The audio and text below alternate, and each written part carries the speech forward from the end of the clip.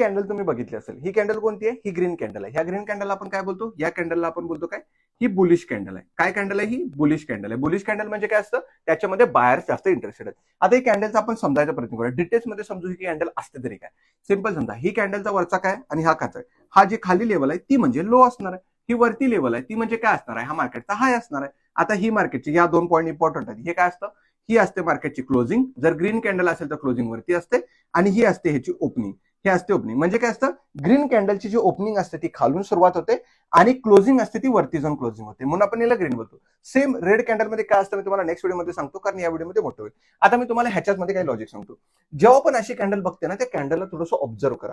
Suppose समजा ही candle काय? ही candle आहे फुल मोरोबोजू कॅन्डल आहे. आता दुसरी कॅन्डल एक अशी असते की ह्याच्यामध्ये खूप मोठा वीक असतो. आता ही कॅन्डल आपण मोरोबोजू बोलत नाही. का बोलत नाही? कारण सेलर इथे थोडेसे हेवी आहेत आणि त्याच्यामुळे ही कॅन्डल खाली बनलेली आहे. आणि हीच कॅन्डल जर अशी असेल, ही कॅन्डल जर अशी असेल, म्हणजे काय? ही कॅन्डल ह्याच्यापेक्षा पण जास्त बुलिश आहे.